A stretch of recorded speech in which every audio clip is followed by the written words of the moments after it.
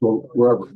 My wife was raised Catholic. Oh, okay. And so St. Pius, Yeah. but I'm not. I'm just failing there. Oh, good. Doesn't matter. I asked my friend who's the Episcopalian priest, I have some questions. He goes, no, I need some answers. And he goes, you don't understand. As Episcopalian, I only have questions. Yeah.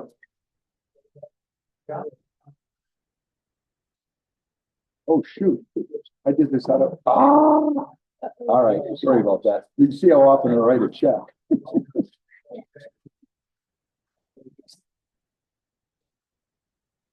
Well, thank you. That was a great tour last week of the diocese. And what Bishop Blair, Yeah. that was very unusual.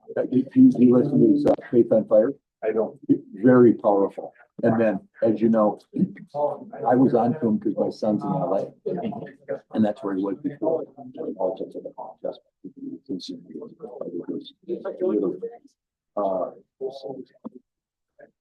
So it was fun to. A beautiful place. Oh, my. Stained glass was gorgeous. He was right. The acoustics were there. So I hope that was interesting to see if we can mitigate that. Get some expert on sound. I was when I was watching, there's somebody that focused on. Are we a circle club? We are, the CRCR is the Rotary Club of Rochester. What we're called. And share stick.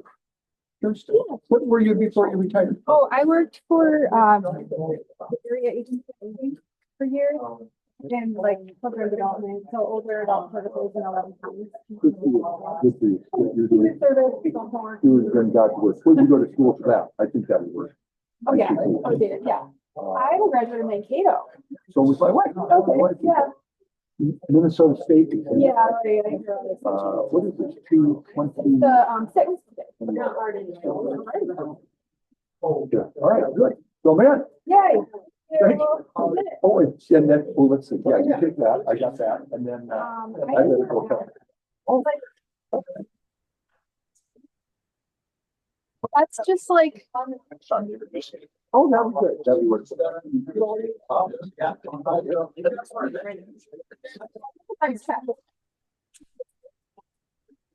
Yeah, I got it on your check. Sector county. Kind of by elementary, Silver Lake. We really like it because it's so white collar. Oh, absolutely. Yeah. I know she signed up. I think. Okay. Wanted to see the whites of her.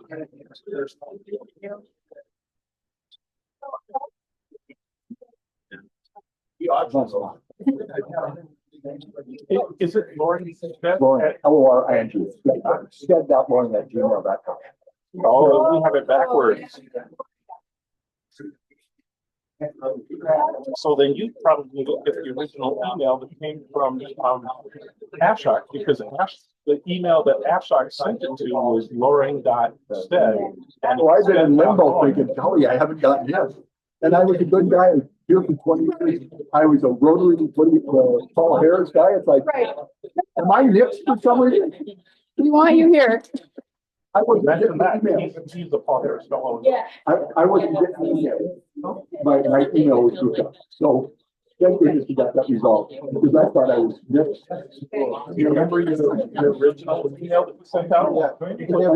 You put Lauren.stead, it's not Lauren at gmail.com. We're here and I you email. We're here and pay up. And then what do I need from you on Monday? 20? 20, but it's 19 in cash or 20 with a credit card. I'll just put a check. Can I give it back? Oh, somebody paid for it. Yeah. You can just go help yourself. Well, thank you. Is that something you? Yeah, maybe. All right, then I owe you. I owe you. Thank you. I'll be right back. There you go.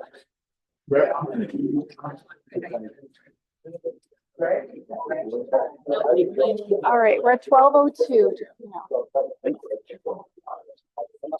No, I didn't know. Okay. Thank you.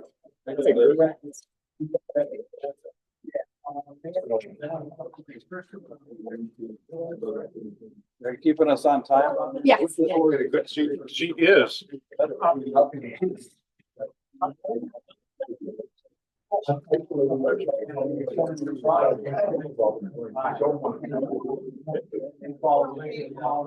Somehow, I know it would make it worse for the screen, but I brought my glasses.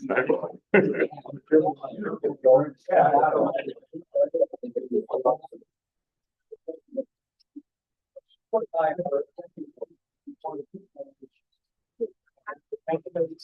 afternoon, everybody. So we are going to start the meeting out with our new plan of saying the Pledge of Allegiance. That's something that our club used to do a lot in the past, and we took a break from it, and now we're back. So if you could all join me.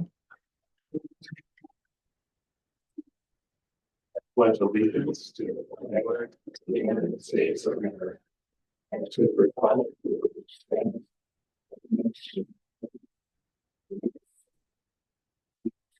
God. Thank you. So I would like to welcome all of our members. This month, the theme is Peace Building and Conflict Prevention Month. Very applicable topic these days. And as you know, Stephanie wants to celebrate the magic of Rotary. So, Bill, if I could ask you to join me and help me with the four-way test. Okay, fellow members, if you would kind of follow with me, the four-way test of all the things we think, say, or do. First, is it the truth? Second, is it fair to all concerned? Third, will it build goodwill and better friendships? And fourth, will it be beneficial to all concerned? And while we're at it, let's have fun. Thank you, Bill. So, Mr. Rickliff, I would invite you to join me to help with the reflection for today.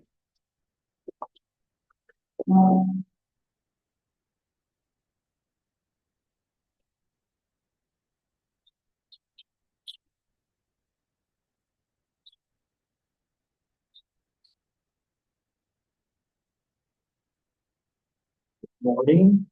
I know you haven't seen me too much. Karen and I have been spending a lot of time doing other things in other places. Some of which is guest professor, visiting professor, guest lecturer, and so forth. And we have moved, and I'm going through files, and there's a lot of interesting things in the file I discover I didn't even know I had. So I'm going to start to share some of those with you. The one I have this morning is Pretty Good in a Future World. And it's by Charles Osgood. It says, there once was a pretty good student who sat in a pretty good class and was taught by a pretty good teacher who always let pretty good pass. He wasn't terrific at reading. He wasn't a whiz being at math, but for him, education was leading straight down a pretty good path. He didn't find school too exciting, but he wanted to do pretty well. And he did have some trouble with writing, and nobody had taught him to spell. When during arithmetic problems, pretty good was regarded as fine.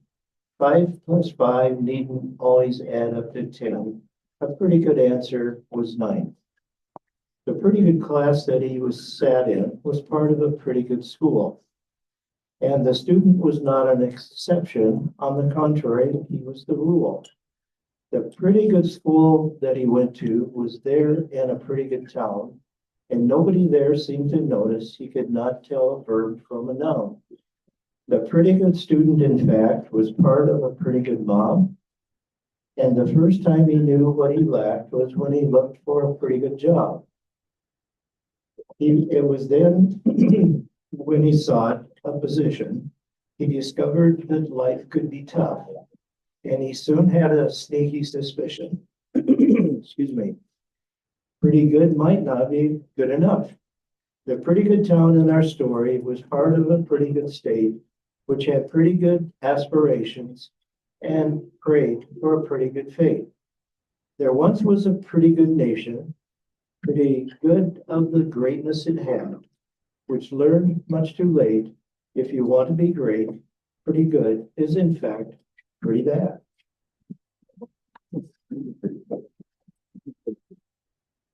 Thank you very much.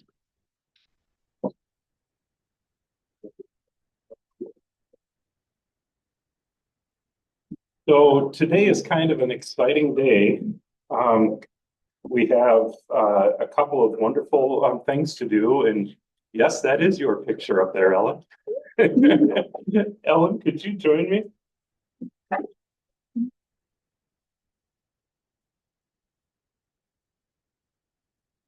So one of the honors I have as president is to present Paul Harris Fellow Recognition for members who contributed to the Rotary Foundation. Paul Harris had been gifted to the or gifted with Paul Harris points.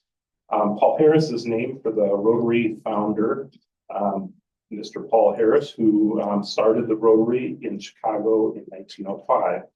Rotary established its recognition in 1957 to encourage and show appreciation for some substantial contributions. From an initial fund of $26, this foundation has now grown to $1 billion today.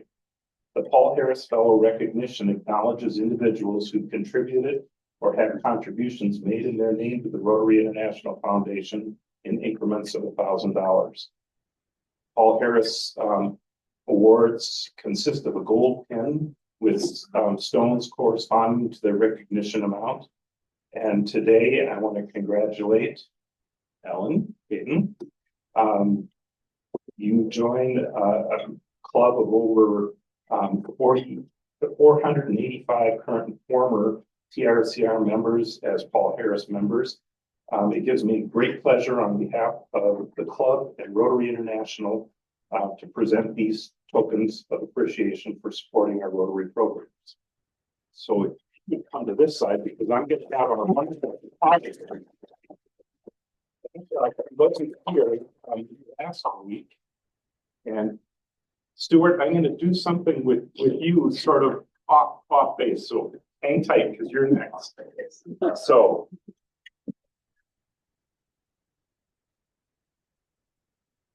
Ellen, I first want to present you with this certificate in appreciation for tangible and significant assistance given for the furtherance of better understanding and friendly relations among people in the world.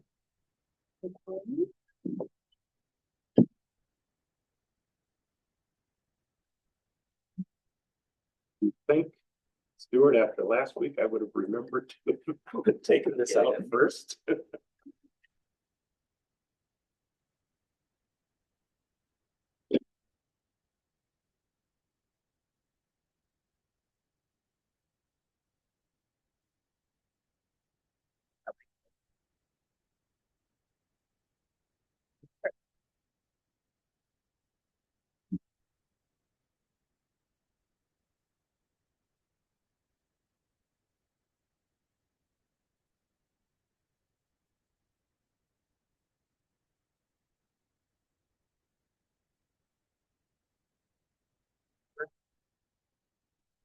Okay.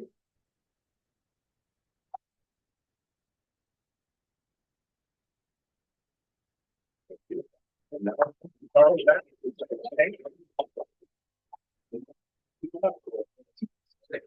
it.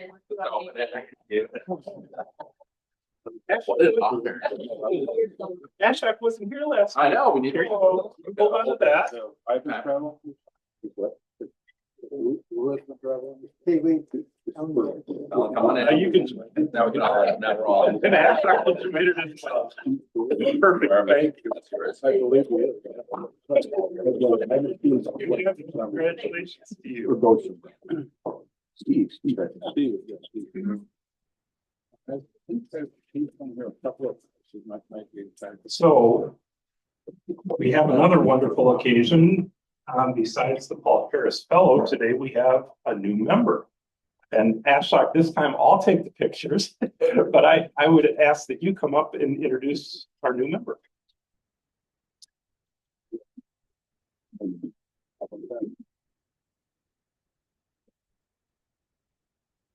Well, thank you. It's my honor and pleasure to introduce Dr. Lauren Stead as one of the 5 great powers of the universe. So you know 3 of them, the Father, Son, Holy Ghost. Dr. Stead to me is the 4th. And I'm so glad as a prior Paul Harris Fellow, as well as coming back to our club. A few pearls from his past work, really a lot in executive leadership and coaching, a lot in networking and social advocacy. And he's written a book that is perfect timing for our community and our nation on how to become unsinkable. Not just pretty good, but really good. So as an executive leader, you've served on many boards, the trustees and governors at Olmsted Medical Center, 13 years with Hiawatha Homes. So Rochester First, I am AA, tee it up for the troops. And with Greater Rochester Leadership Programs, I think the other thing is they're really committed to building community and connecting people with projects and purpose. And again, an honor to have you in our club, and let's welcome Lauren back. Thank you.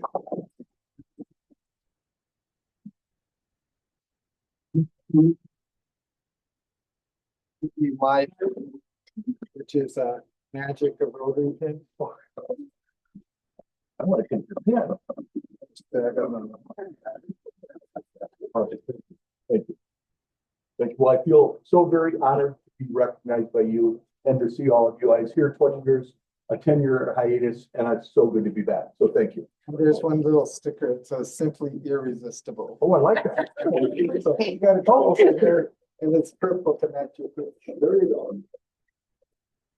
I'm going to have you both stand on either side of that. There we go. In a world that tries to be start red or start blue, I go for start purple. Let's bring you together. Thank you.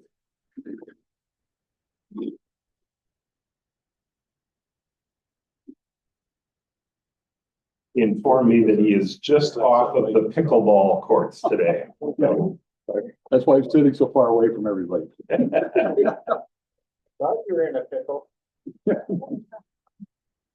So a couple of things. One, we had a thank you note from Wine to Water.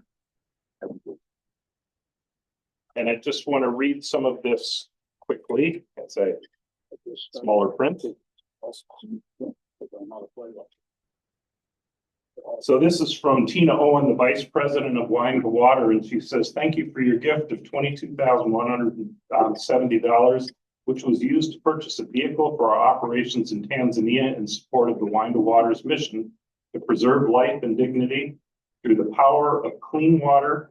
And it was received on December 12, 2024. Together with the Wine to Water community continues to make an impact on 308 communities in 55 countries through sustainable and comprehensive WASH, which stands for Water Sanitation and Hygiene, and disaster relief programs. We are so thankful that you chose to walk alongside us in this life-changing work. Here are a few of the many incredible highlights of 2024 from the community we work alongside. 61 rainwater harvesting systems established, impacting 2,188 lives in 5 countries. 2,298 reusable menstrual products distributed to support menstrual health. 431,549 gallons of water distributed to people impacted by Hurricane Helen in western North Carolina, 11,918 hygiene kits distributed, and 94,500 plastic water bottles recycled, reducing the environmental impact. We cannot express how thankful we are for your support, and we truly could not have done it without you. Cheers, Tina Owens. So thanks to everybody who was involved with this project. That was a very important effort.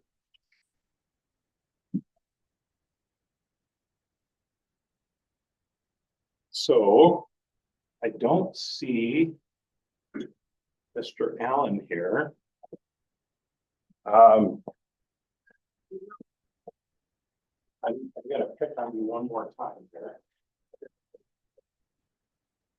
That one's mine, so it comes back to me. I put $1 in and it's just to, again, thanks this month for being peace building, and on February 16th, I'll be leaving to be part of the delegation for Rotary to Istanbul, Turkey for the National Peace Conference. And I'll bring back lots of pictures and memories and share them. Thank you.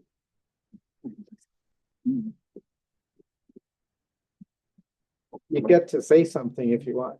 Oh. I'll hold the What are mic. you thankful for? I'm thankful for being here and knowing all of you. And like all of you, I really try to lead a life of lead by example, make it happen, and service above self, always. Thank you.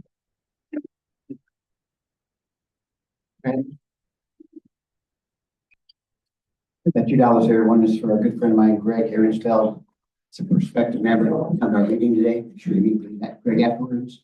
And I received a surprise call from the president of the Compassionate Friends Organization this week about being the speaker of the National Convention next July. So I'm excited about that. So before you pass the mic, being that we have one guest here today, and I didn't have anybody specific to introduce our guests, could you more formally introduce your guests and tell us about you? Stand up, Greg. Greg Arinsfeld, been in Rochester a long time. He works for Harder's, the red garbage cans out there. Good friend, very active in the community. And tell us about yourself, Greg. Yeah, been in town a long time, since about 84, somewhere in there. Anyway, yeah, 3 kids, 7 grandkids. Like to stay active, love volleyball. Any volleyball players? I heard pickleball is the next level after volleyball. I'm not ready yet. I'll tell you a story sometime about volleyball. It's not necessarily a good one, but And welcome. Thank you. I'm giving happy bucks, having spent almost a month with our daughter in Florida. She's an ER doc in Milwaukee, and they make sabbaticals a requirement that you take time off to just kind of get back to a different intensity of life. And we had a lovely time. It was a privilege to have that time together.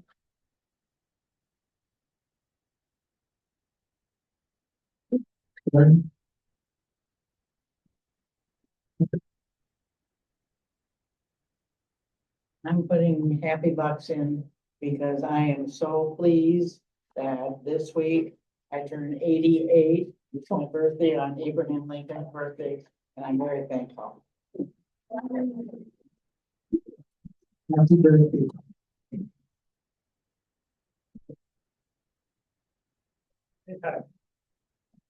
John, the one car.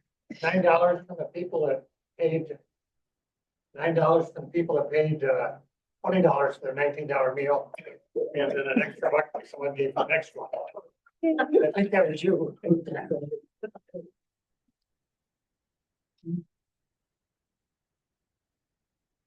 my happy buck was just welcoming a new member to our club. Thank you, Asha.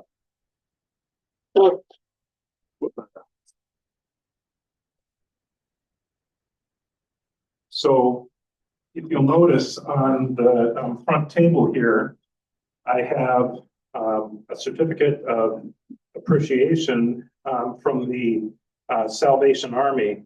And John, you were at the meeting. Do you want to just help us out with the significance of this? I thought you were one of the, oh, it was you. Yeah. Joseph and I were at the meeting. Well, And there's the other. yeah, Yeah. I was there with Fred and to my or to our surprise, Rochester Astronomy Club was recognized with this certificate, and I would say that they said, and Fred helped me, basically club is participating in this effort since 2006, and we helped to raise more than 137, almost 138,000 US dollars, which is remarkable. And so we were one of the organizations recognized, and I was happy to be there with Fred. And I probably should have, Mark Trips has been doing this for the last couple of years and other members of the club. I did it for years. I used to be on the Salvation Army Advisory Board. My term there just ran out, so I was happy to be there and support the Salvation Army and our club's efforts. So thanks, Mark, for organizing this year.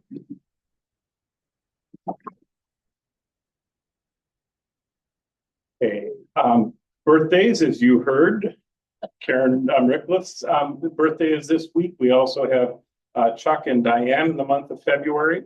And then we have Allie, Audrey, Joseph, and Tampson having anniversaries with Rotary this year. So congratulations or happy birthday to all of you. We have the Rochester Grants Committee. We are still working to raise $3,000. We're at $1,350. So if you're interested in donating towards that cause, please let us know. We have a number of announcements to cover. Our 100th anniversary planning continues. The Channel 1 volunteer opportunities continue to meet on the fourth Monday of every month. Rotary Making Peace Visible, that conference I'll tell you a little bit more about in just a second. And then we have the Jeremiah Cook for Kids dates, May 20th and September 16th. And then our C2C Education Summit fundraiser at Victoria's on March 23rd and Sorolina's on April 27th. So the Make Peace Visible Conference, and Ashok, if you want to say a word, that's fine, but they've extended until February 10th, early bird pricing. We'd love to have as many of our Rotarians at that meeting as possible. It's a big event. I think it's from May 2nd through the 3rd. And I know Ashok has been very heavily involved in the planning. Anything you'd like to add? Just real quick. Yeah, this district level plan inviting about 300 members, 150 Rotarians and 150 non-Rotarians. It'll be at Mystic Lake. That's the only drive that they'll have to part involved with. And the theme is going to be around food security with the 5 tracks. It's going to be a great conference, and as many people could from our club that can make it, it'll be worth your time. Thank you. So What's the cost to go? it's roughly $350. I'm not exactly sure, but with $100 off, it's around $250. Okay. So if you register by the 10th of this month, it's $100 less. So it's about a third off of the total price. Is that for the conference? Or you do For stay the a whole, night? for the whole conference. You stay a night there? Yeah, it doesn't include the hotel. Does That's not. just for the registration. Yep. At Mystic Lake, and part of this is also in planning for the 2029 International Convention. So, which is going to bring in about 30 million to the state, unless there's a different change in business relations, not just. Yep. Stuart, I updated this for February. The AM Espresso is on February 7th. The Business After Hours is February 20th. The Women's Roundtable is February 21st. But more importantly, the annual celebration for the chamber is on February 27th. And as Rotarians, you're all invited to that event. Just go out on the chamber website. And I think there was a notice, I believe, in the Moccasin Flower that will bring you to that link. Okay, so Joseph, I'm sorry I'm about 5 minutes late, but I'd like to introduce Joseph, who's giving us our presentation today on his hobby, astronomy. Thank you, Dave. And thank you that I could be here and I could actually start this series, of internal speeches. So I am Joseph Wakula, and I am waiting right now for presentation. Okay. And I am a member of Rochester Astronomy Club.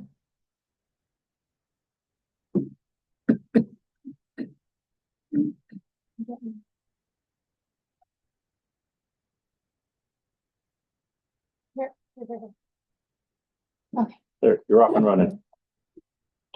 And Rochester Astronomy Club has a website, rochesterskies.org. Next slide, please. And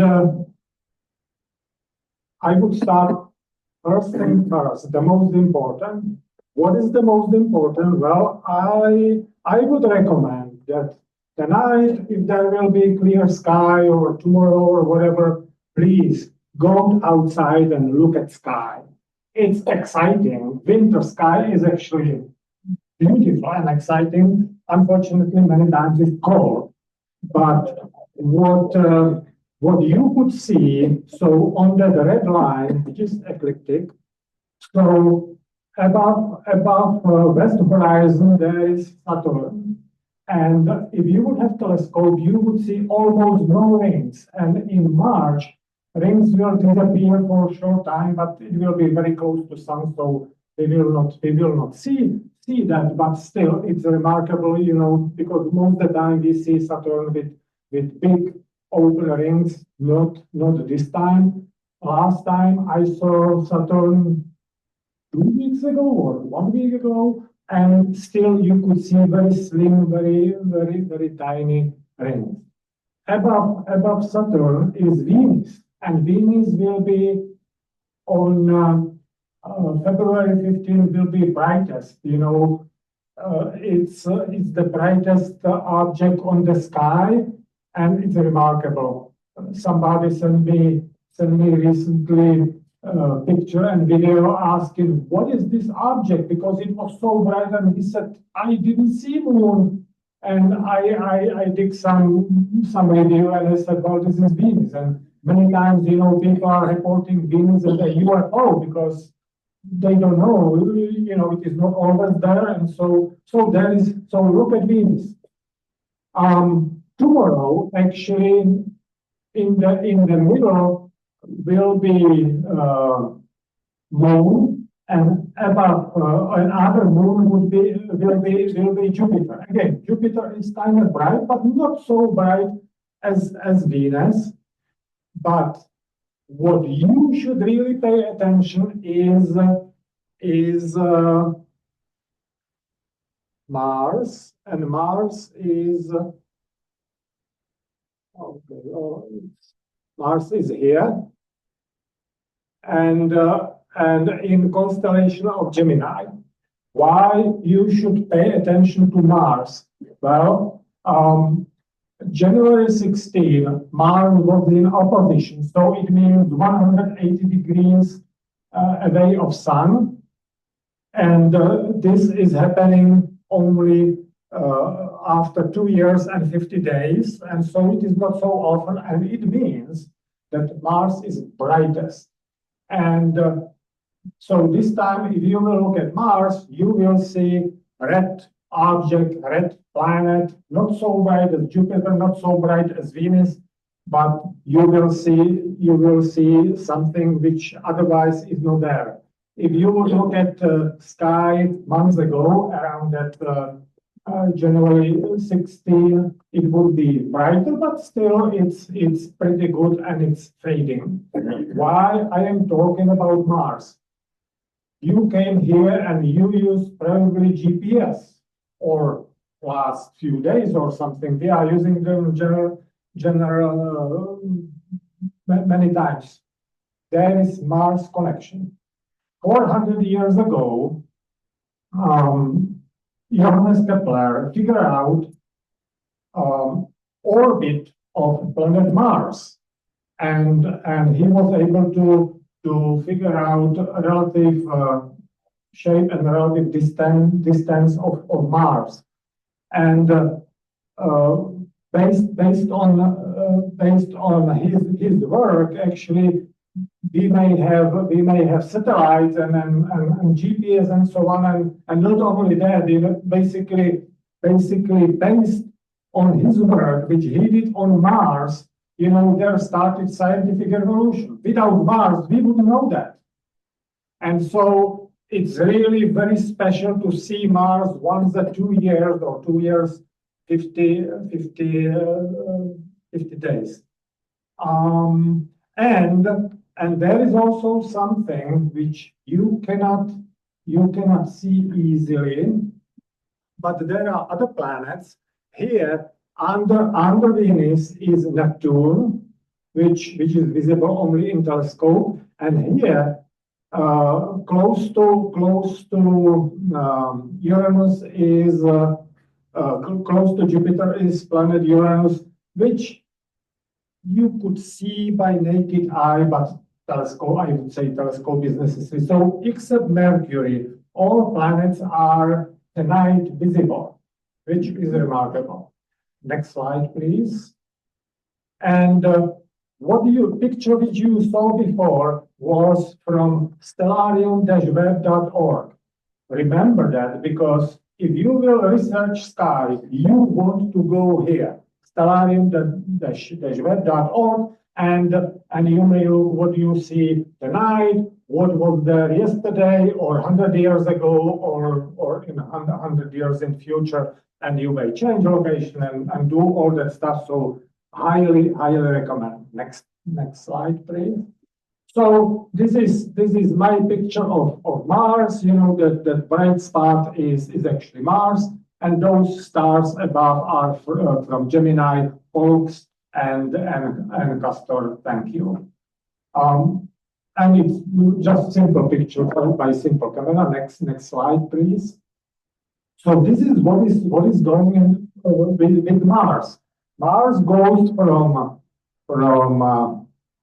this spot and goes like this, doing loop, and it will continue. It will continue here. We are right now, February 6th is somewhere here, and this is what people noticed, many thousand years ago, but Kepler was able to figure out actually what is going on.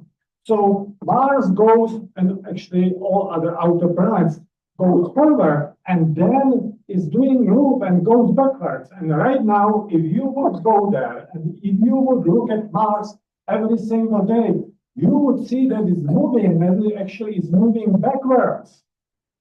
And in February 24, it will be stationary, and then it will move forward again, and other 2 years it will be basically in the same direction, and it will behave like planets are supposed to behave. So this rule was key actually to figure out, the elliptic orbit and so on, and based on that work, actually we have all those goodies, which we can enjoy in our daily life. Next slide, please. So why I am astronomer? I was born in Czechoslovakia, and I was 5, and I remember when first man went to space, and it was Yuri Gagarin. And you as a kid, you know, you could recognize that excitement and it was unbelievable. And still, if we are thinking about it, you know, if I talk to my sister, she remembers that it was a very exciting time. And so I started to be interested in space. What is interesting, my parents, they were not excited. And I could summarize it, well, it's exciting to have man in space, but wrong guys did it. And so they had, you know, because they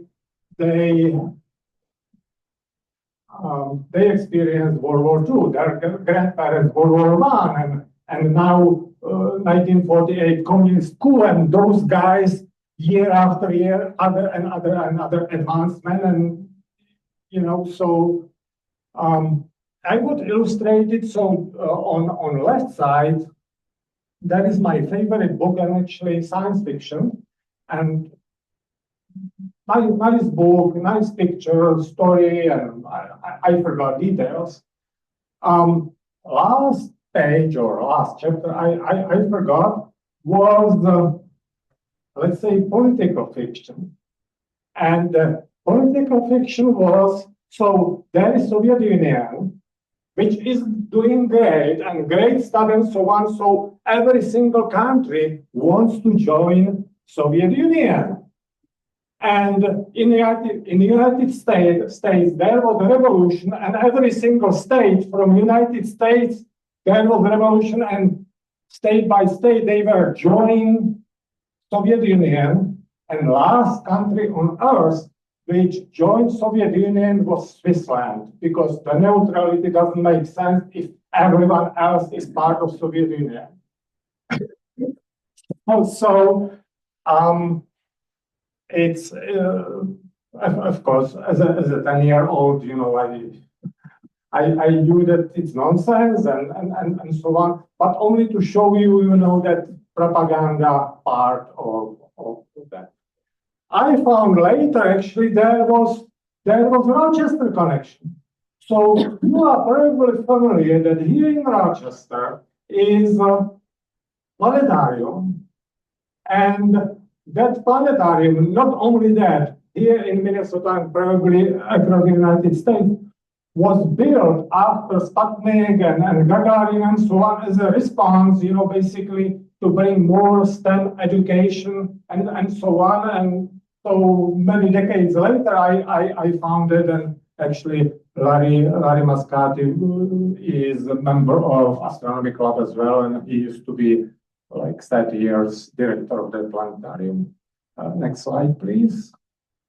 So later, at age 14, I became interested in sky, and I saw comet West 1975, and I decided, oh, it would be fun to compute the orbit. So I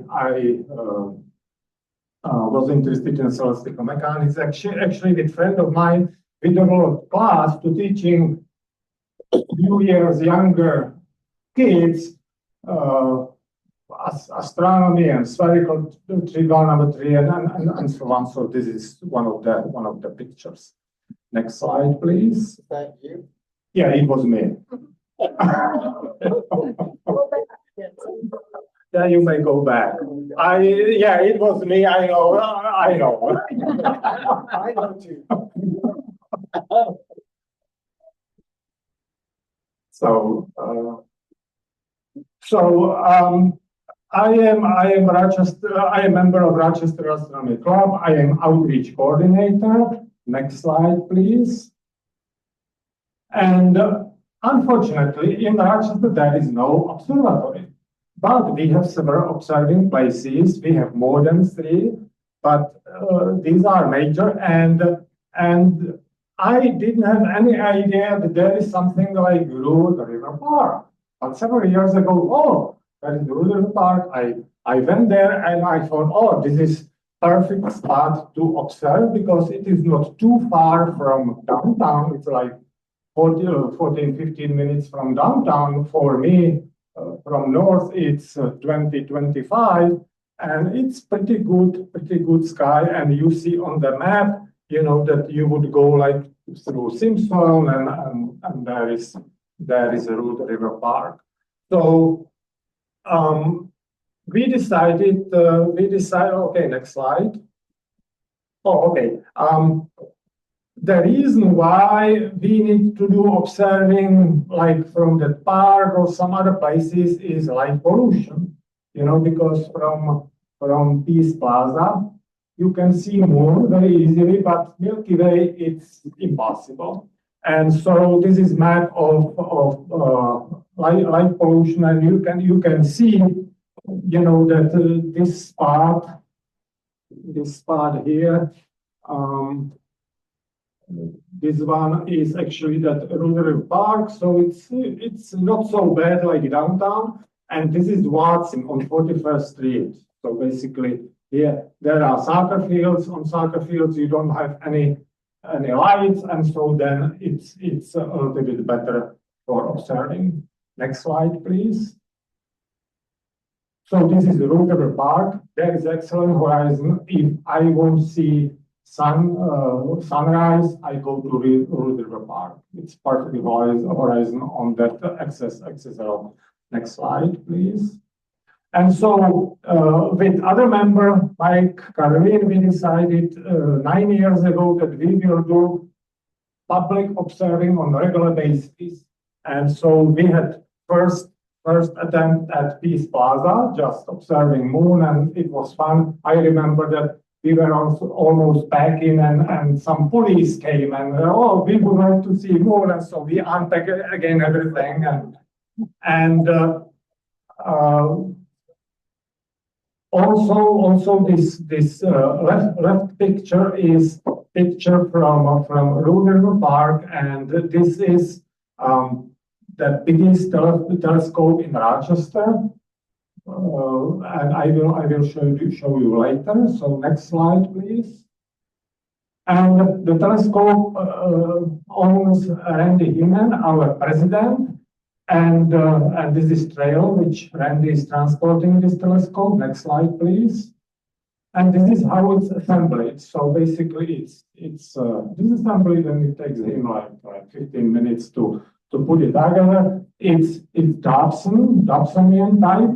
And the mirror is 30-inch, so its size matters, you know, because you have basically big light bucket, you know, which needs to collect as much as light as possible. But then you need ladder, you know, to climb into eyepiece and to observe. But it's wonderful, you know. If Randy is observing, so we are leaving our little telescopes and we go to his, because you can see stuff which otherwise you cannot see.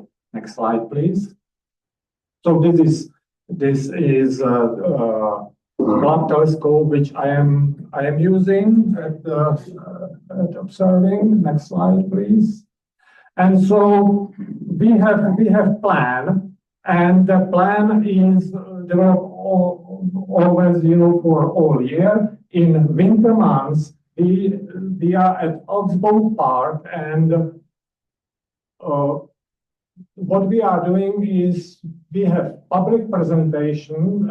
For example, tomorrow will be public presentation about winter sky, and if there is clear sky after, we may observe, but not, you know, because especially in the winter months, weather many times doesn't cooperate, and so it means that we don't have to cancel that event, that people can have actually presentation and discussion after. And then if moon is about first quarter, we have observing event at Watson soccer fields, and advantage is that it's always Friday, that kids, they don't have next day school, and also is in city limits, you know, so people, it's easier because they are not familiar with some remote park they don't know about, and so this is other place. Or if there is dark sky without moonless night. So we have basically 2 weeks later, we are observing at the Woodrill Park, but Woodrill Park is excellent and I highly recommend to go there. And of course, we are observing in some other places. This is slide from one of our members from his security camera, and he was able to capture fireball. And it was 2 years ago, and I asked a member of this very club, John, and next slide. And John was able to find, the same fireball on his camera. And so if we will have time, we may look at those videos, from both events and so on. Okay, so let's go through this. And it's loosely related, but recently, maybe you saw this, that in Canada, some meteorite hit ground right here, and I have video and with sound. So try imagine you are at home and all of a sudden meteor hit your house or actually floor or something. So again, there is a link to video and actually, there is a lot of many tons per year, which hits our Earth. What is interesting, still Earth as a whole is losing weight, and the reason is that basically high atmosphere is disintegrating and evaporating and goes into space, so as a whole, we are losing weight, as Earth. Next slide. Joseph, sometimes in Canada, those meteors, like we call them hail. I know, but they are not coming from orbit. NASA did with cooperation with Astronomy League did wonderful project for this year. And this year is actually 35th anniversary of Hubble, launch of Hubble Space Telescope. And many times, people are at observing event and they see something in the telescope and it's some fuzzy little blob. And I am telling them, well, and there is, go online and then look at that, what Hubble Space Telescope did. And actually, I see this as the most important things which we can serve public, because there is big gap what science can do and what we little humans can understand. And so there is that bridge of understanding, okay, so this little blob is actually distance and the knowledge is different. As soon as I know, what it is, what we found, I can be excited. And so what is their project is that basically each month they challenge like for 5 objects or so, which you should observe and compare it with what Hubble Space Telescope did. And so this is my attempt, and I have to submit it and learn. So in Orion, there is Orion Nebula. And on the left side, there is picture from Hubble Space Telescope. And from on the right side is my picture, and I will show you how I did it. So I took DSLR camera, 4 seconds, just tripod, 4 seconds, that's it. Scroll down, next slide, please. So I did this picture, and I enlarged that in center. This okay, yes. So this is M42 Orion Nebula, and I enlarged it in the same size like the Hubble Space Telescope picture. So roll back, please. Isn't it amazing? 4 seconds, just the regular camera, And yes, I am not so good as a hyperspace telescope, but nobody gave me several $1 billion. So from this perspective, I think that I'm doing pretty good, right? Okay, next slide. You may go to public library here in Rochester, and you may check out telescope. We donated like 3 library telescope into our library. And this is something, if you would like to buy telescope, this is something what I would recommend to buy as well. $200-300, you know, something like this, 4 or 5 inches diameter, control only by you, and it's quick. There is no software, you know, and so on. So this is my recommendation. Next slide. You need some tools. So, for example, you can show other people where are you looking by green laser pointer like this. So this is 5 milliwatts. And this is 100 milliwatts.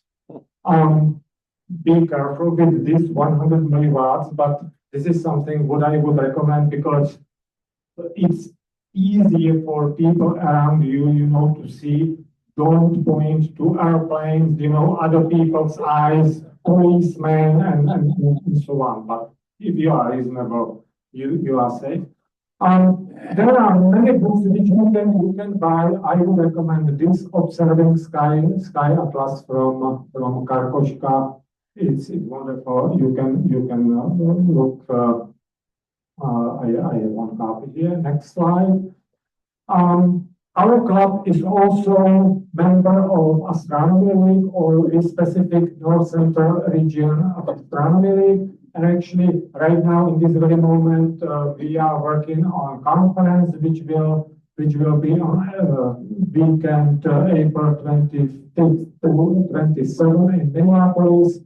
Go to ncrel2025.org and you will learn more about this event. Next slide, please. So again, the best what you can do, go outside and look at sky. Next slide. For example, this Sunday will be Mars and Moon close to each other. So it's one of the reasons, just quickly go outside and look at Moon, and next to the Moon there will be Mars. Next slide. And please go tomorrow to Byron, Oxbow, and there will be at 7 p.m. there will Bob Field will have a lecture about the winter sky. Thank you for your attention.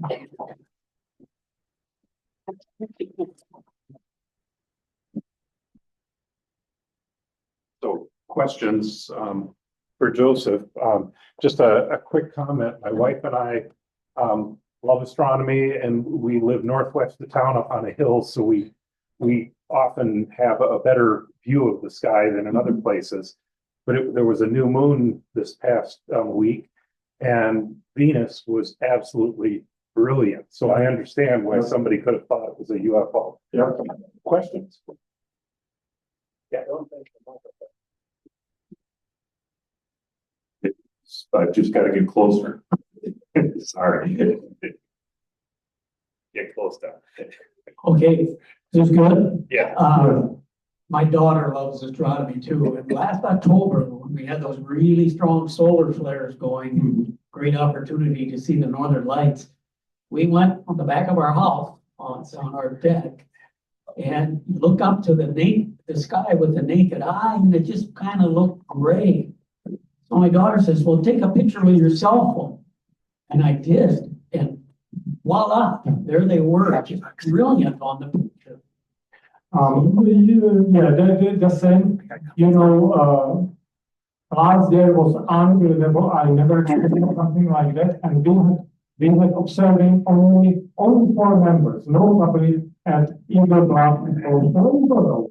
And basically we came and we couldn't observe because Northern Light was so bright, that basically, yeah, and we like that, but we couldn't observe because, all of a sudden you have light pollution for Northern Light. And it was really remarkable. Speaking about that, so if there was actually eclipse last year, and many people they have eclipse glasses, to observe eclipse. You may take eclipse glasses and you may look, not all the time, but sometimes there are so big spots on sun that you can see them by naked eye with eclipse glasses, of course. And last year I did it at least 3 times. So this is other observing that you can do during daylight and just naked eye, you don't need anything else. Or if sun is really low on horizon, behind clouds and so on, and it's also red or enough, so you can see it as well, and I saw it in my lifetime many times as well. Pay attention. So Phil, you know how to use the microphone well. Do you have a question? The reason, well, we had the same experience when the northern lights were supposed to be bright. We went outside, and to the naked eye, the sky, just the clouds looked a little pink. And our daughters said, well, let's take a picture with our cell phones.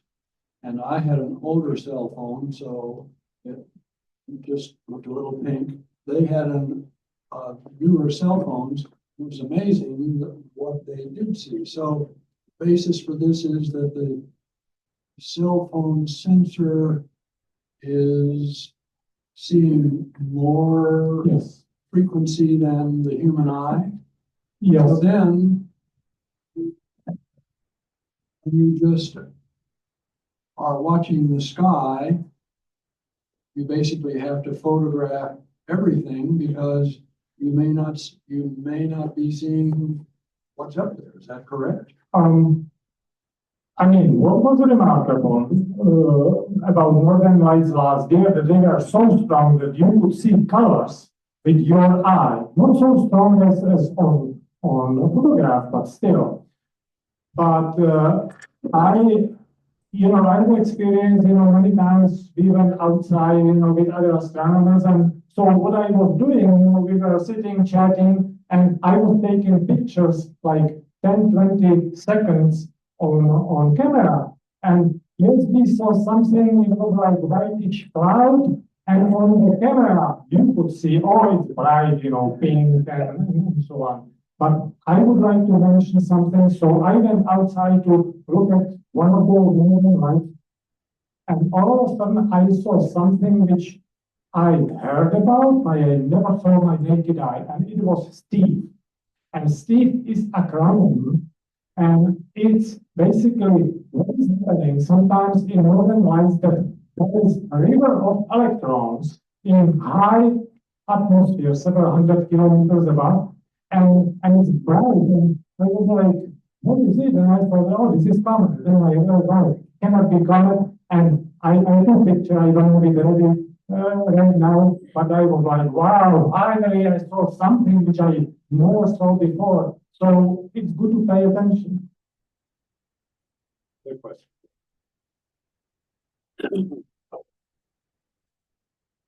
This was just more of a little comment too, not a question, but I've downloaded the app called Star Walk on my iPhone, and you can actually go out at any time at night, point it up at the sky, and I'll tell you exactly what constellations will be in your view, kind of outlines them, helps you find them. So if you like astronomy, I think it's a great app, and would recommend it. If you would like, I have here a few solar system trading cards. So if you would like to trade cards, or your grandson or granddaughter, I have a few of them here from NASA. Joseph, it gets dark in the wintertime early. Let's say it's pretty dark at 9 o'clock, pretty dark or same thing at 1 o'clock in the morning. Why are the shooting stars most visible at 1 to 3 in the morning rather than 8 o'clock at night or 10 o'clock at night when I'm still awake. Shooting stars, actually maximum is 3 AM, and it depends, basically how Earth rotation and how Earth orbits, go. So the vector is stronger, and basically those meteors are more visible. Speaking about meteors, everyone knows, that you can see Perseids in August, around August 12th, but I mean, there are like 12 meteors per hour, so you have to be really patient. Much better are Geminis in December. The frequency is 10 times more, 120 meteors per hour. Downside is that you have to go outside and wait for them in the cold weather, so nobody knows about that. And actually, Gemini, they are growing. So basically, year by year, there are more and more meteors. Well, I have a solution. I have a solution. Solution is, to have some popular, with glasses around, 360, and then we could observe something like this. Well, So we're a little bit over our time, but this is a very interesting topic.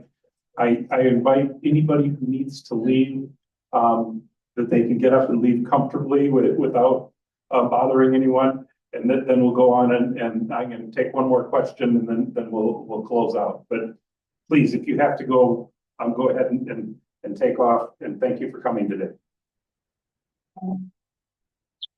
Joseph, maybe questions. We have the planetarium at Mayo High School. Yes. Okay, we have the planetarium at Mayo High School. Do your group take any advantage of that? Beautiful to be outside, but you can learn a lot at the planetarium.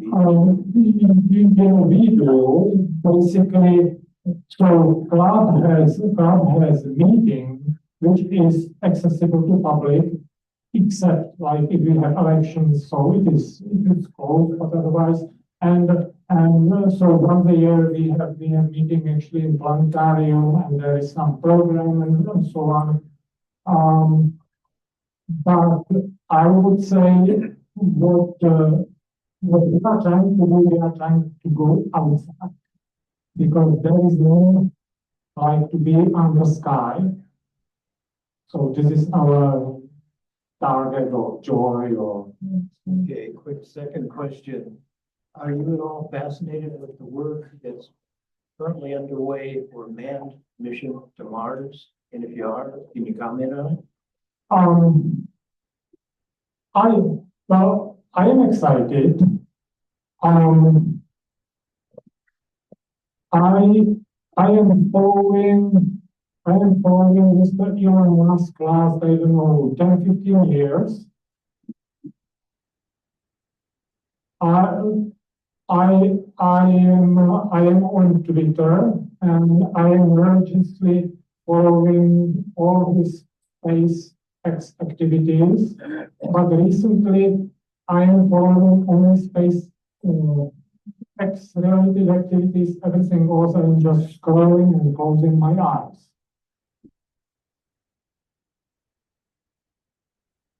But speaking about that, I think that we are far, far away from Mars.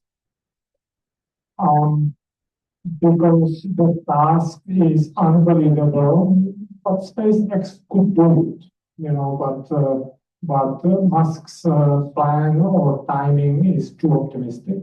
I think that it will take more time. Speaking about that, I found that for $45 or $55, you can buy Mars simulator.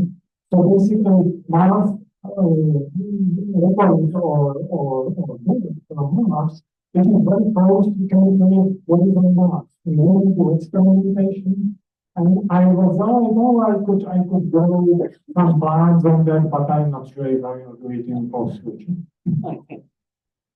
So, Joseph, we want to thank you for your wonderful presentation. And then thanks for your presentation. We'll be giving a donation to the Sports Mentorship Academy. I also want to thank all of our volunteers today. And with that, I'm going to adjourn, but I don't want you to leave because I know AFAC has one more question. But I just want to officially adjourn. Just wanted to follow up with Merlin that we hired a simulated astronaut who did training for Mission to Mars in Hawaii. So she's Dr. Gifford, and we might have a program that we can invite her here too. But the technical challenges for space mission, manned mission to Mars, one is can you put up with each other for 3 years in a tight capsule? And that's a challenge right now, psychometrically, is do you have the skills to maintain good relations with your close compartments and then still deal with all the stress and the other parts, but it is possible. I agree, but we have actually more than 2 decades on International Space Station